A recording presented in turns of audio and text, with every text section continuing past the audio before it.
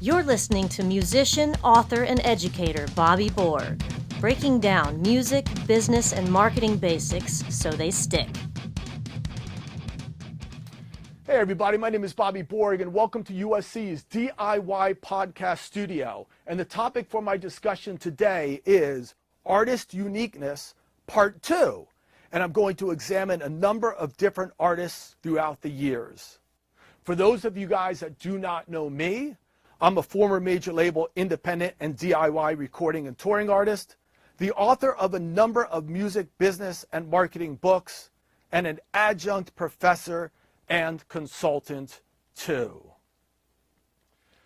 So hey you guys, a number of marketing professionals like Seth Godin, Philip Kotler, Michael Porter will all say that finding your uniqueness is one of the most important things you can do to obtain success. However, for many musicians, the idea of doing this is extremely daunting. So what I'd like to do is offer a number of unique artists throughout the years that will hopefully offer you some inspiration. So let's get to it. Number one, Eminem. So Eminem is not just your typical rapper, of course. Eminem was a white rapper in a black-dominated field that also had an extremely interesting flow.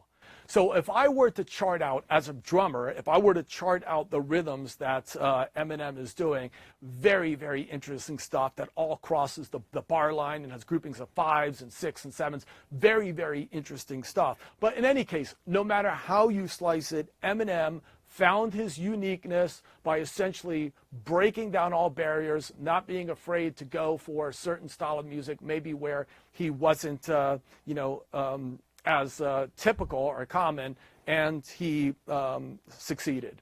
Just real quick, staying on the same topic, another example of this is the band Living Colour, right? So when you think maybe metal music, you think, white guys, but this group was made up of all black musicians that wore, pink and green fluorescent colors and completely rocked out. So they were like black guys doing metal better than white guys. So, it really helped them to stand out. So maybe you can challenge certain stereotypes and get out there and find your uniqueness in that way. So let's move on to number two, System of a Down. So System of a Down is not just your typical metal band. System of a Down is a metal band with Middle Eastern influences, right? You can hear it in their music. They use sitars and mandolins and some very interesting phrasing in their lyrics, and it immediately makes them stand out from other metal bands. So again, what these guys did is they borrowed from their family's roots. They took ideas and music from other countries and blended in with metal to create essentially a new alternative metal, if you want to put a label on it. And they found their niche in that way. So borrowing from other countries, fusing it in with metal in this particular case, really helped this group to stand out. So let's move on to example number three, Rage Against the Machine. So Rage Against the Machine is not your typical alternative rock band. Rage Against the Machine is an alternative rock band with a rap singer on top of it, essentially, and a group that focused specifically on political themes. And this is what made them stand out from many other alternative rock groups, essentially. So also another very interesting element about this group is how they would fluctuate their tempos and pull back very obviously in their verses. So, I mean, this group, if I said, hey, that alternative rock band, you'd say who? And I'd say, that alternative rock band that has a rapper and sings all about politically sort of motivated activist themes and, pulls back on the verse, you say Rage Against the Machine immediately. There might be a couple others like Rise Against, and now there's Prophets of Rage, which is essentially an offshoot of Rage. But in any case, you get the point. They found their uniqueness by blending different styles together and by focusing on an extremely important cause to find their niche. something to think about. Moving on to number 4 is an artist called Gallant. I love Gallant. Gallant is not just your typical R&B artist. Gallant is an artist that fuses R&B, jazz, and soul with an EDM sort of production. And this artist has an incredible vocal range as well. Just check out Ology and you'll know extremely what I'm talking about. I mean, I can't say enough. I love this artist. And it stands out. Again, it's not just typical R&B. It has R&B with a modern EDM production, essentially. So even production quality can be something that really helps you to find your uniqueness. And then, of course, blending different styles of music together. And what you have is you have Gallant. So definitely check out this artist. Very, very cool. So moving on to number 5 is Jack Garratt, an amazing artist. Again, an R&B artist, but not your typical R&B artist. This is an R&B artist that fuses gospel with trip-hop production. And this artist plays all of his instruments, and he plays them very well too. Very, very amazing. Check out songs like Surprise Yourself, and you'll know exactly what I'm talking about. Jack Garratt is really amazing. So again, not just your typical R&B artist. If I were to say, hey, you know that one R&B artist that fuses trip-hop production, plays all the instruments on stage, fuses gospel in there, you might guess Jack Garratt. So check it out. This next artist, number 6, Anhoni. So Anhoni used to be Anthony, right? So very interesting, a transgender artist, openly transgender artist that fuses soul music with sort of ambient music to create a very, very unique sound.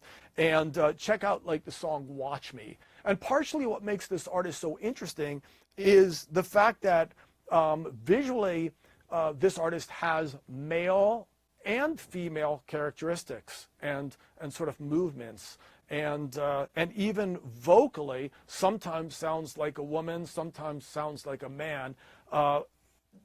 Very interesting, especially in the times that we're in right now, where people are trying to be more open to gay and lesbians rights and understanding. This makes this artist really, I think, exceptionally and especially interesting. So Anhoni, check out Anhoni. And then finally, moving on to number 7, Hatsumi Miku.